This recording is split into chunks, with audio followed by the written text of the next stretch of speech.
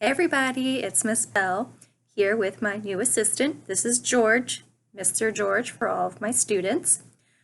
So because the closure has gone on a little longer than we thought, I have decided I'm going to be reading this to you guys every day, 2 chapters a day. Now, those of you who are in my language arts class, we've already started this book. However, because we have gone on for a while, we might have forgotten some of it. So we're going to start from the beginning. All right. Now, this will be posted on hopefully my own YouTube channel. I don't know. I don't have you guys here to help me set that up. You know, Miss Bell's not very good with technology. So we're going to try our best. So let me get a drink. And let's get started. We are going to be reading The Witches by Roald Dahl. I promise I will try to show you pictures. All right, so let's get started. A note about witches. In fairy tales, witches always wear silly black hats and black cloaks, and they ride on broomsticks. But this is not a fairy tale. This is about real witches. The most important thing you should know about real witches is this. Listen very carefully. Never forget what's coming next. Real witches dress in ordinary clothes and look very much like ordinary women. They live in ordinary houses and they work in ordinary jobs. That is why they are so hard to catch. A real witch hates children with a red-hot, sizzling hatred that is more sizzling and red-hot than any hatred you could possibly imagine. A real witch spends all her time plotting to get rid of the children in her particular territory. Her passion is to do away with them, one by one. It is all she thinks about the whole day long. Even if she is working as a cashier in a supermarket, or typing letters for a businessman, or driving around in a fancy car, and she could be doing any of those things. Her mind will always be plotting and scheming and churning and burning and whizzing and fizzing with murderous, bloodthirsty thoughts. Which child, she says to herself all day long, exactly which child shall I choose for my next squelching? A real witch gets the same pleasure from squelching a child as you get from eating a plateful of strawberries and thick cream. She reckons on doing away with 1 child a week. Anything less than that, and she becomes grumpy. 1 child a week is 52 a year. Squish them and squiggle them and make them disappear. That is the motto of all witches. Very carefully a victim is chosen. Then the witch stalks the wretched child like a hunter stalking a little bird in the forest. She treads softly. There you go, look at that. I promised I would show pictures.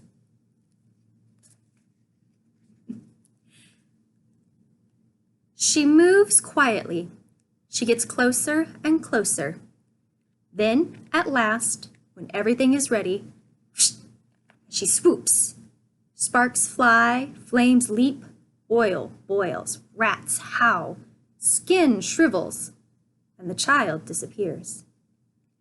A witch, you must understand, does not knock children on the head, or stick knives into them, or shoot at them with a pistol.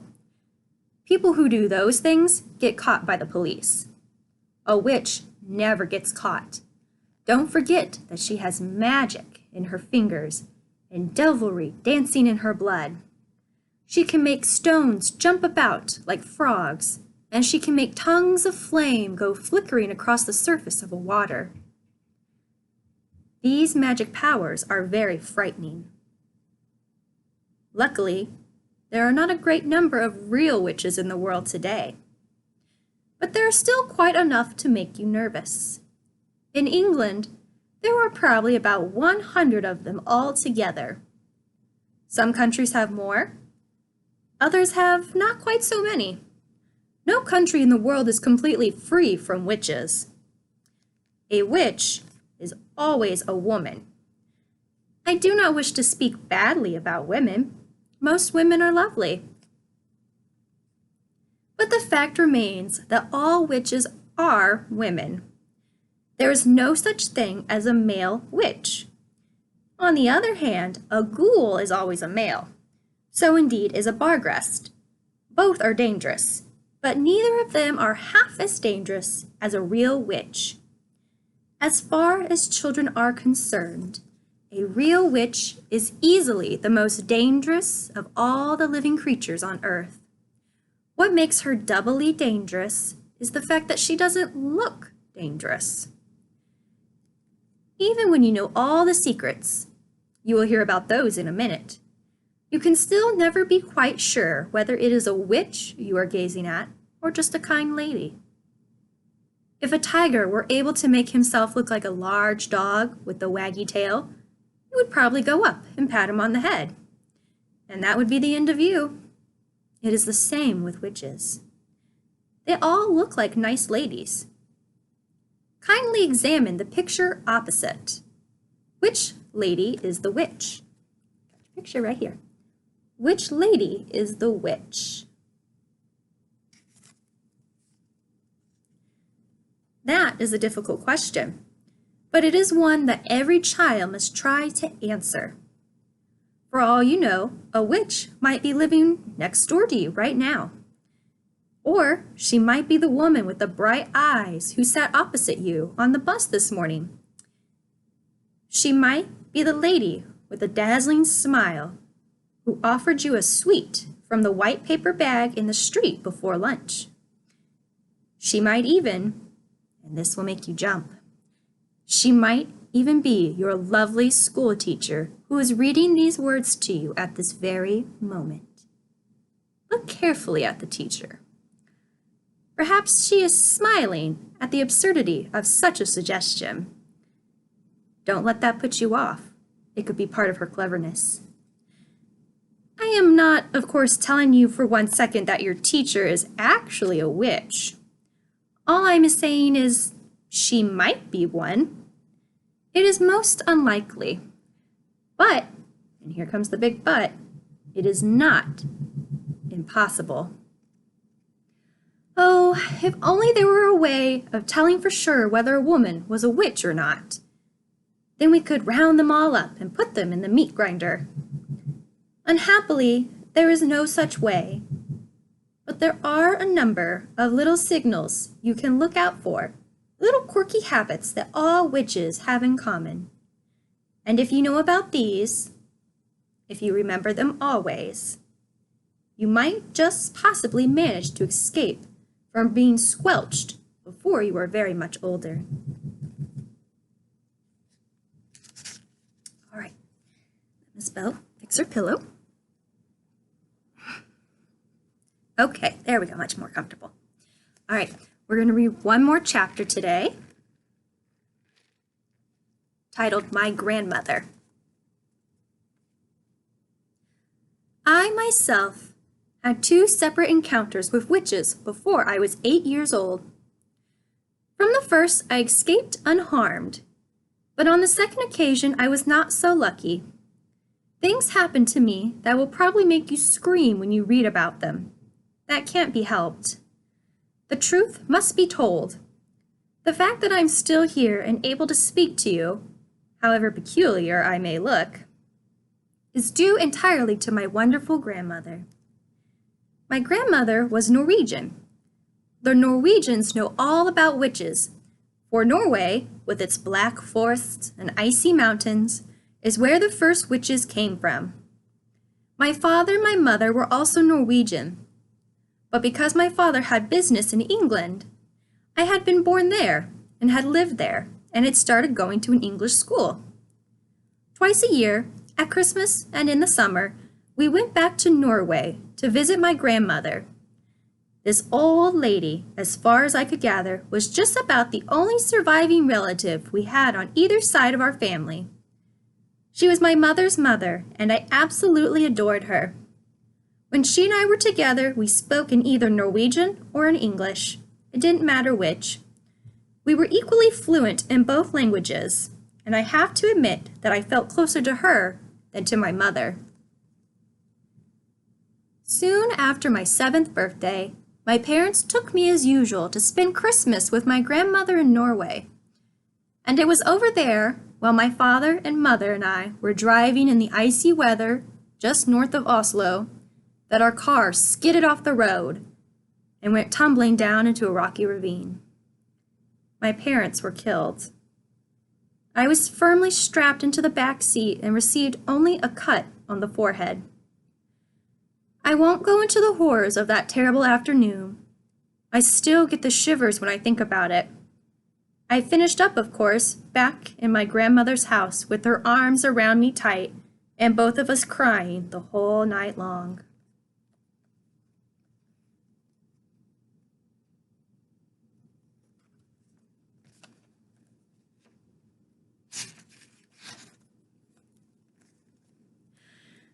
"What are we going to do now?" I asked her through the tears. "You will stay here with me," she said, "and I will look after you." "Aren't I going back to England?" "No," she said. "I could never do that. Heaven shall take my soul, but Norway shall keep my bones." The very next day, in order that we might both try to forget our great sadness, my grandmother started telling me stories. She was a wonderful storyteller, and I was enthralled by everything she told me. But I didn't become really excited until she got to the subject of witches. She was apparently a great expert on these creatures, and she made it very clear to me that her witch stories, unlike most of the others, were not imaginary tales. They were all true. Everything she was telling me about witches had actually happened, and I had better believe it. What was worse, what was far, far worse, was that witches were still with us. They were all around us, and I had better believe that, too. "Are you really being truthful, Grandmama? Really and truly truthful?" "My darling," she said, "you won't last long in this world if you don't know how to spot a witch when you see one." "But you told me that witches look like ordinary women, Grandmama. So how can I spot them?" "You must listen to me," my grandmother said. "You must remember everything I tell you. After that, all you can do is cross your heart and pray to heaven and hope for the best." We were in the big living room of her house in Oslo, and I was ready for bed. The curtains were never drawn in that house, and through the windows I could see huge snowflakes falling slowly to an outside world that was as black as tar. My grandmother was tremendously old and wrinkled, with a massive wide body which was smothered in gray lace. She sat there majestic in her armchair, filling every inch of it. Not even a mouse could have squeezed in to sit beside her. I myself, just 7 years old, was crouched on the floor at her feet, wearing pajamas, dressing gown, and slippers. "You swear you aren't pulling my leg," I kept saying to her. "You swear you aren't just pretending?"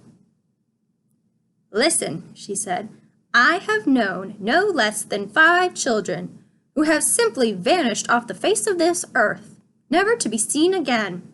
The witches took 'em." "I still think you're just trying to frighten me," I said.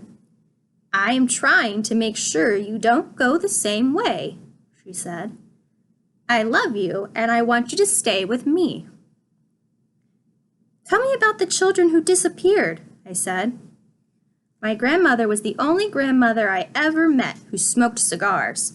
She lit one now, a long black cigar that smelt of burning rubber. "The first child I knew who disappeared," she said, "was called Ragnhild Hansen. Ragnhild was about 8 at the time. as she was playing with her little sister on the lawn. Their mother, who was baking bread in the kitchen, came outside for a breath of air. "Where's Ragnhild?" she asked. "She went away with the tall lady," the little sister said. "What tall lady?" the mother said.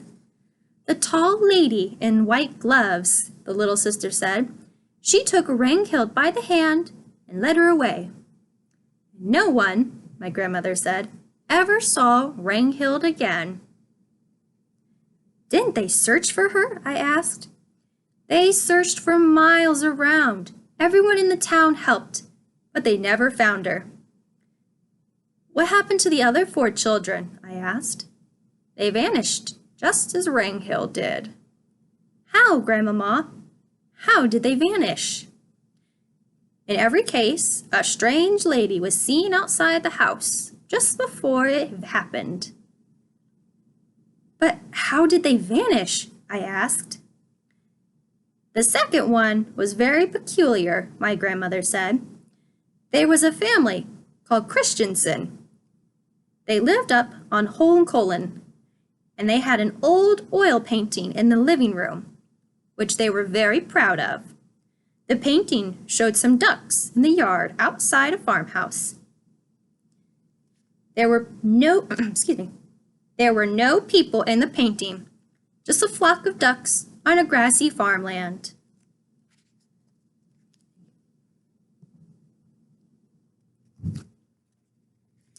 In the farmhouse in the background. It was a large painting and rather pretty. Well, one day their daughter Solveig came home from school eating an apple. She said a nice lady had given it to her on the street.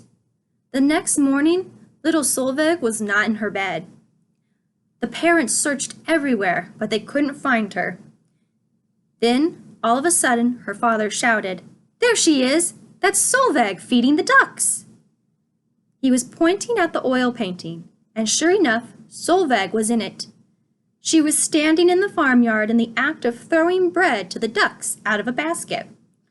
The father rushed up to the painting and touched her, but that didn't help. She was simply a part of the painting, just a picture painted on the canvas. There we go. All right. Did you ever see that painting, Grandmama, with the little girl in it? Many times, my grandmother said, and the peculiar thing was that little Solveig kept changing her position in the picture. One day, she would actually be inside the farmhouse, and you could see her face looking out the window. Another day, she'd be far over to the left with a duck in her arms. Did you see her moving in the picture, Grandmama? Nobody did. Wherever she was, whether outside feeding the ducks or inside looking out of the window, she was always motionless. Just a figure painted in oils. It was all very odd, my grandmother said. Very odd indeed. And what was most odd of all was that as the years went by, she kept growing older in the picture. In 10 years, the small girl had become a young woman. In 30 years, she was middle-aged. Then, all at once, 54 years after it all happened, she disappeared from the picture altogether. "You mean she died?" I asked. "Who knows?" my grandmother said.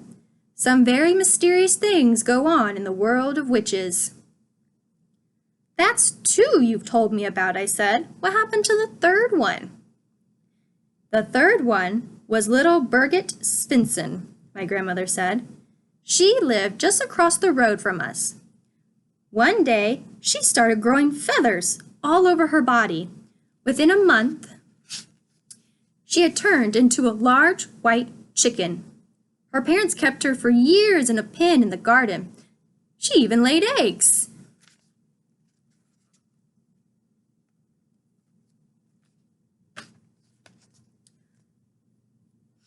"What color eggs?" I said. "Brown ones," my grandmother said. "Biggest eggs I've ever seen in my life. Her mother made omelets out of them. They were very delicious." I gazed at my grandmother who sat there like some ancient queen on her throne. Her eyes were misty gray, and they seemed to be looking at something many miles away. The cigar was the only real thing about her at that moment, and the smoke it made billowed round her head in blue clouds. But the little girl who became a chicken didn't disappear, I said. No, not Brigitte. She lived on for many years laying her brown eggs.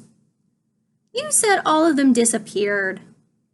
I made a mistake, my grandmother said. I'm getting old. I can't remember everything. What happened to the fourth child? I asked. The fourth was a boy called Harold, my grandmother said. One morning, his skin went all grayish yellow. Then it became hard and crackly, like the shell of a nut. By evening, the boy had turned to stone. Stone, I said. You mean real stone? Granite, she said. I'll take you to see him if you like. They still keep him in the house. He stands in the hall, a little stone statue. Visitors lean their umbrellas up against him. There's a picture of Harold. Although I was very young, I was not prepared to believe everything my grandmother told me. And yet she spoke with such conviction, with such utter seriousness, and with never a smile on her face or a twinkle in her eye, that I found myself beginning to wonder. Go on, Grandmama, I said. You told me there were 5 altogether. What happened to the last one? Would you like a puff of my cigar? She said. I'm only 7, Grandmama. I don't care what age you are, she said. You'll never catch a cold if you smoke cigars. That's not true. Don't smoke, kids. What about number 5, Grandmama?